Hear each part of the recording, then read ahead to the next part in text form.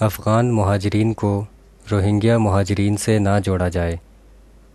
Column نگار Syed Sardar Ahmed Pirzada, the first blind journalist of Pakistan, APNS best Urdu column award holder, روزنامہ نوائے وقت، مورخہ 8 ستمبر 2017۔ پاکستانی دفتر خارجہ کے بلیک باکس میں نہ جانے کیا مسٹری ہے کہ عام لوگ اب تک اسے ڈی کوڈ نہیں کر سکے۔ بیتے ہوئے 70 برسوں کے سب سرکاری اعلانات کے مطابق دفتر خارجہ آزاد پالیسی پر عمل پیرا رہا ہے، جبکہ لوگوں کے تجزیے کے مطابق دفتر خارجہ ایک پابند پالیسی پر عمل پیرا رہا ہے۔ قیام پاکستان کے بعد حکمران تحریک پاکستان کے قائدین تھے، بیوروکریسی سے بننے والے سربراہ حکومت تھے، لولی لنگڑی جمہوریتوں کے وزرائے اعظم تھے، یا مارشل لائی حکومتوں کے ڈکٹیٹرز تھے۔ دفتر خارجہ کے حوالے سے سب کے چال چلن کاپی پیسٹ ہی لگے، وہ ایسے کہ ہمارے حکمران پہلے امریکہ کے پاس جاتے، پھر آہستہ آہستہ اس سے دور ہوتے۔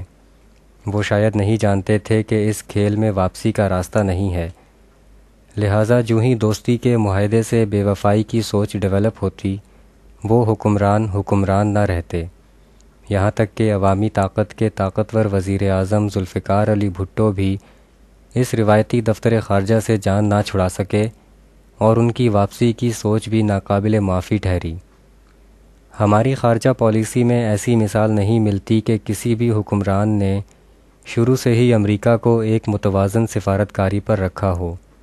ایسا کیوں ہے، یہ ایک علیحدہ بحث ہے، لیکن پاکستان کی حالیہ وزارت خارجہ بھی اسی طرح کی خاردار راہ گزر سے گزر کر دو شدید حالات سے دوچار ہو سکتی ہے۔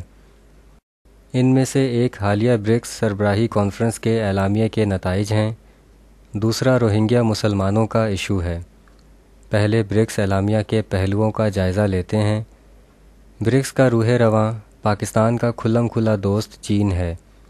چین نے اقوام متحدہ سمیت ہر فورم پر پاکستان کی دہشت گردی کے حوالے سے پالیسی کی حمایت کی، یہاں تک کہ اقوام متحدہ میں اظہر مسعود پر پابندی لگانے کی قراردادوں کو بھی ویٹو کیا۔ اس سے قبل برکس کی ہونے والی سربراہی کانفرنس میں بھی چین نے اس بھارتی دباؤ کو نامنظور کیا جس میں پاکستان کو دہشت گردی کے حوالے سے جوڑا جا رہا تھا۔ تاہم برکس کی حالیہ 9ویں سربراہی کانفرنس نے پاکستانی لوگوں کو پریشان کر دیا ہے، جب کہا گیا کہ جیش محمد اور لشکر طیبہ وغیرہ خطے میں فساد کی ذمہ دار ہیں۔ اسی اعلامیہ میں تحریک طالبان پاکستان کا نام بھی لیا گیا۔ یہ بات حقیقت ہے کہ TTP اس وقت افغانستان سے آپریٹ کر رہی ہے، لیکن کسی بھی دہشت گرد تنظیم کے نام کے حصے کے طور پر پاکستان کا نام لگا ہونا پاکستان کے دشمنوں، خاص طور پر بھارت کے لیے پروپیگنڈے کا اچھا خاصا مواد ہے۔ چین کی موجودگی میں ایسا اعلامیہ جاری ہونا عام پاکستانی کی سمجھ سے باہر ہے، وہ اسے ٹرمپ کی دھمکی کی تقلید ہی سمجھ رہے ہیں، جبکہ ہمارے وزیر خارجہ خواجہ آصف کے میڈیا پر دیے جانے والے بیانات نے مزید سوالات کھڑے کر دیے ہیں۔ خواجہ آصف کے نزدیک اعلامیے میں کوئی نئی بات نہیں ہے۔ ان کا یہ کہنا ٹیکنیکلی درست ہے، کیونکہ مذکورہ دہشت گرد تنظیموں کے حوالے سے گزشتہ برس دسمبر میں امرتسر میں منعقد ہونے والی ہارٹ آف ایشیا کانفرنس کے اعلامیہ کے پیرا نمبر 14 میں بھی ایسا ہی کچھ درج تھا۔ اس کانفرنس میں پاکستان بھی شامل تھا۔ خواجہ آصف نے مزید کہا کہ ہمیں پہلے اپنا ہاؤس ان آرڈر کرنا چاہیے۔ کیا اس کا یہ مطلب ہوا کہ خواجہ آصف پاکستان پر اٹھنے والے اعتراضات کو بلا واسطہ طور پر تسلیم کر رہے ہیں؟ خواجہ آصف نے اس معاملے کا مدعا نیشنل ایکشن پلان پر عمل درآمد نہ ہونے پر بھی ڈالا۔ اس طرح انہوں نے دراصل اپنے سیاسی مخالف چودھری نثار کو نشانہ بنایا۔ کیا ان کے اس جواب سے انٹرنیشنل کمیونٹی مطمئن ہو جائے گی؟ اب ڈی کوڈ یہ کرنا ہے کہ برکس اعلامیہ میں مذکورہ دہشت گرد تنظیموں کا جو ذکر کیا گیا ہے، اس کا مطلب کیا پاکستان کے مخصوص حلقوں کو کوئی پیغام دینا ہے؟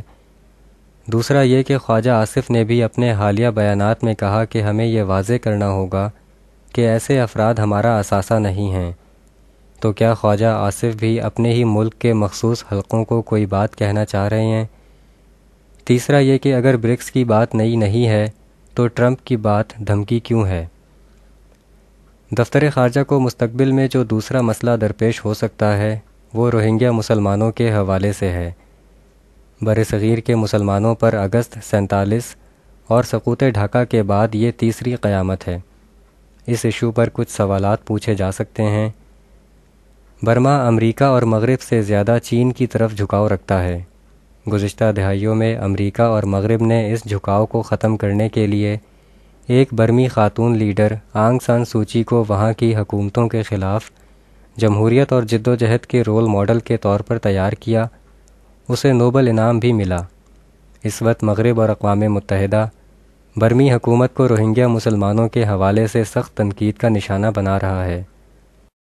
کیا مغربی ممالک اور اقوام متحدہ کو روہنگیا مسلمانوں سے ہمدردی ہے یا آنگ سان سوچی کی حکومت کا چین کی طرف روایتی برمی جھکاؤ برداشت نہیں ہو رہا؟ اگر مغربی دنیا اور اقوام متحدہ کو واقعی روہنگیا مسلمانوں سے دلچسپی ہے تو ایسے ہی بدترین حالات سے کشمیری، فلسطینی، شامی اور عراقی مسلمان بھی دوچار ہیں۔ ان کے حوالے سے مغربی دنیا اور اقوام متحدہ ایسا ہی درد محسوس کیوں نہیں کرتے؟ مزید یہ کہ بھارتی وزیر اعظم نریندر مودی کے حالیہ دورہ برما کے دوران روہنگیا مسلمانوں کے حوالے سے آنگ سان سوچی کی حمایت کے بیان کو مغرب اور اقوام متحدہ میں تنقید کا نشانہ نہیں بنایا گیا، یہاں تک کہ نریندر مودی کے بھارت میں مقیم روہنگیا مسلمانوں کے انخلا کے بیان کا بھی نوٹس نہیں لیا گیا۔ روہنگیا مسلمانوں کے معاملے پر ہمارے دفتر خارجہ کو 2 ایشوز پر بہت الرٹ ہونا پڑے گا۔ پہلا یہ کہ ملک کے اندر یا باہر سے کہیں ایسی آوازیں نہ اٹھنا شروع ہو جائیں کہ روہنگیا مسلمانوں کو پاکستان میں پناہ دی جائے۔ ہو سکتا ہے ان آوازوں کے ساتھ دلکش امدادی پیکجوں کے وعدے بھی شامل ہوں۔ دوسرا اہم ترین خدشہ یہ کہ پاکستان 40 برسوں سے لاکھوں افغان مہاجرین کا ناقابل برداشت بوجھ اٹھائے ہوئے ہے۔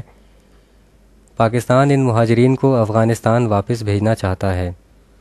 اگر بنگلہ دیش کی طرح افغانستان نے بھی ان مہاجرین کو لینے سے انکار کر دیا اور پاکستان نے انہیں ہر صورت واپس بھیجنے کی کوشش کی تو کیا پاکستان بھی برما کی طرح مغربی دنیا اور اقوام متحدہ کے نشانے پر نہ ہوگا؟ کیا پاکستان پر بھی یہ دباؤ نہیں ڈالا جائے گا کہ ان افغان مہاجرین کو پاکستانی شہریت دے دی جائے؟ شکریہ۔ The end.